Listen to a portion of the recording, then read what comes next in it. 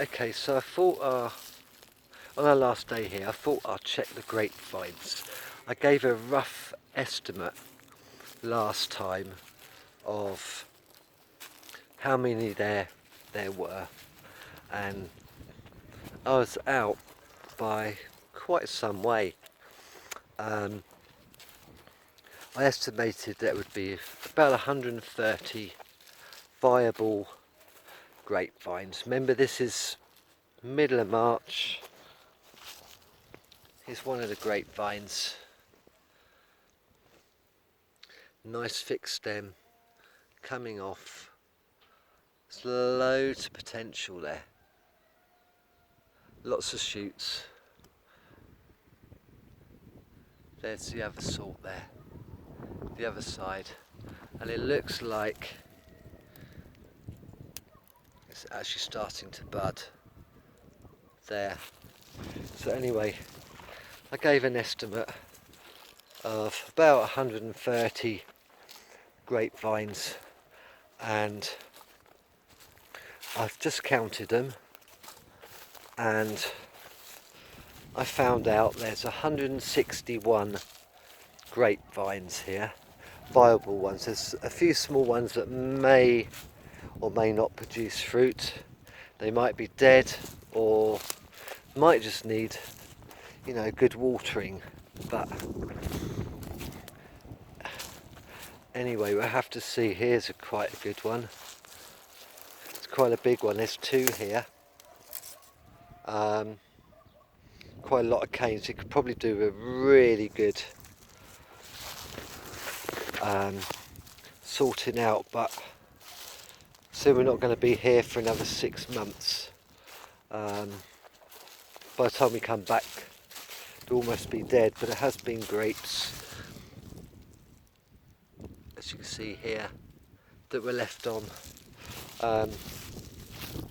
Anyway, we come round here again. I'm skipping a few lanes. There is seven lines of vines. The soil here is basically perfect. If we bend down here, it's very crumbly, no clay whatsoever. Okay, at the top it's quite dry, but literally a few millimeters down you can grab some, and it just holds. There's a lot of moisture in here. Reason being, that side there, it's not boggy, but the mud is a bit more wet and it sticks to your feet. And there is a trench, natural trench that goes down by the green grass there, and that gets quite muddy. I think they grow sweet corn at the edge. Have to look into that to see if sweet corn is like a positive thing, because over here in Bulgaria they do a lot of mixing plants. Instead of using sprays and herbicides, what the adverts tell you to do, there's some water there. Instead of using spray and herbicides to kill all the pests, they use natural remedies, you know, by having different plants and that enhance each other. Instead of taking away and having a real pretty garden, which you can still have, they plant different plants just to help keep the bugs away. As we can see, probably there's a water. It's almost like a little stream going down. We've got to develop this bit of land, but as you can see, there is water. We might just rake away the grass, maybe, leave the natural trenches in. I think it would look quite nice, but there's quite a few. Oh, here we go. Yeah, quite a few trenches down here. Here's some more water. Some more water. If we go across here, oh, I'm treading in water here.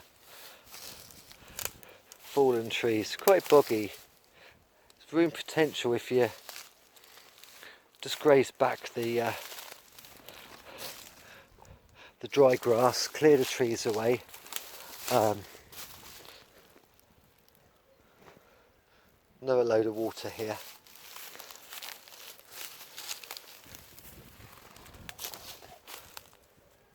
Another water patch. It's all boggy along there. Just natural drainage. It's amazing. It's actually at the top of the hill. There we go. Small water down there. So this garden is amazing and has potential. I mean, look at this. If I can get a good grip. All this water here. It's so healthy. It's so clear. Just amazing. I can see little water bugs in there. So it's healthy water. Drinking it, that would be slightly different, but see, bit of clearing or keep it natural. It's quite a lot again over here. Won't go any further, but look at the green grass and the water. It's just like having your own pond at the top of the garden. All the green. There's our boundary there with the wire fencing. Let's carry on walking down. There's the top of our property. Probably another 30 or 40 feet behind me till the boundary. So much potential. Anyone can buy a Bulgarian property. The legal costs you €500, and that's like paying an agent even to sort it out for you. They sort out the electric and the water, put them in your name, they sort out all the legal, it pays to the notary, so you view a property, and then, well, you can buy the property. We did on eBay, amazingly enough. You could buy the property. You have normally 3 to 6 months to go and view the property, and then you view the property one day.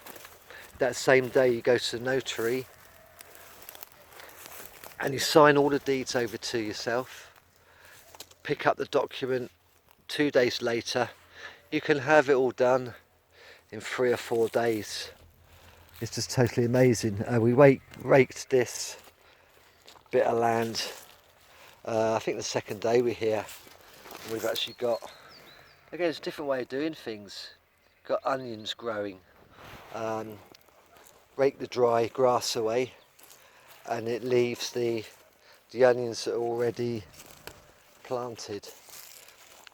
It's just an amazing place. It's really warm. There's no wind. I'm in a t-shirt and I do feel the cold at home, and I'm just not feeling it. The wind is warm, very warm. Here we go. Here's another onion growing, and it's just totally amazing. A couple more over there. This is sort of like the onion patch. You could just split up your garden into segments and you're away really. Also, lots of properties have wells, and these are amazing. Here's our well here. We were waiting for buckets and stuff, but they were coming on Tuesday. They never came, so have to wait until the next time. But we'll have a look in the well. We have a slider that stops all bugs and birds from going in and contaminating the water. There we go. There's the well. See my reflection. It's over 20 feet deep. It's just totally amazing. 20 foot deep well, and that is from the top of the water to the bottom.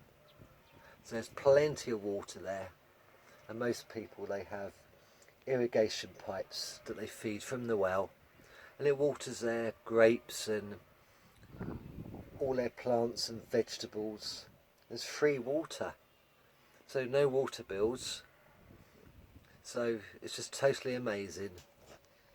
So we're thinking of putting a solar panel on here and a pump, so switch it on and a battery, and it'll just pump the water up when we need it. So an investment bought in the UK, brought over. It should do us fine. Let's close the lid. It's also for safety for young kids. We've got a big strawberry patch here. It's quite good. We've got some raspberries growing there. They're coming out in leaves. This is the herb garden. All sorts of herbs.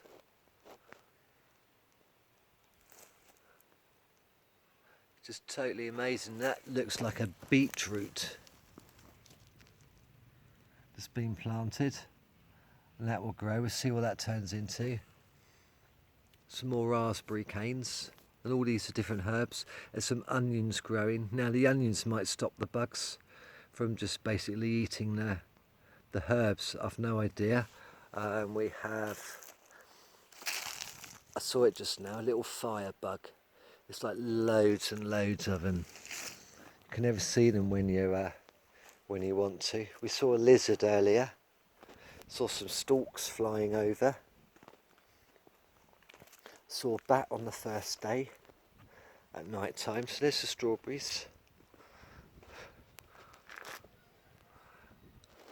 That's the entrance to the summer house. I think you heard a chicken next door's chickens.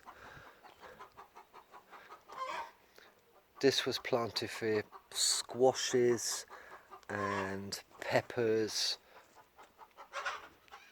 all sorts. We're going to experiment, try different fruit bushes, buy some apples or oranges or something, keep the pips, bring the pips over, plant them, and just see if they come up and create our own little orchard of different fruits and stuff. These more grapevines. Could be a different type of grape. These could be edible grapes. The ones up there could be for the wine. Quite a good proportion actually. We've tasted a wine, and our next door neighbour here gave us a bottle. I thought it was just beer. Opened it, thought that doesn't smell like beer, and it was actually homemade wine, Bulgarian wine. All the flowers are blooming. Really love these flowers.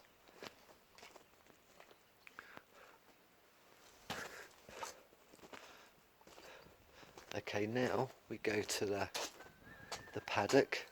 It was just meant to be grapes video, but it seems to have gone a bit further. This is what we call our little paddock. It's a little enclosed space. If it was bigger, you'd have horses galloping around here, but it's just an inbuilt joke really. That's what we call a bus shelter. It's where they store all the sweet corns and that during the summer when they're picked, so they can eat. There's the barns. It's got a haystack. This probably needs covering up, but I'll show you. It's a wasp's nest in there. This little hole, can't go in there, but we've seen sparrows and all sorts going in there. So that's just speaking at the top of my head of all the amazing things. Like I said, you pay $500 for all the legal, and that's like solicitors would cost thousands in the UK. Legally via a notary, which is all included in the 500, makes the property yours. Obviously pay for it before you go to the notary, but they are so cheap. It's amazing. You can see here, here's the main house, and in the summer you've got a separate unit which is sort of like the summer house. It's a room on the end, which we've got a bedroom at the moment. The window on the right, which is in your middle, we've got a kitchen, and we've got a little joiny bit, and keep all the food in there because it's cooler. There's a chimney at the top, so we have our wood burning stove, so we can cook our own meals. It's just amazing, and anyone in the UK can do this. Leave any comments below. Thanks a lot.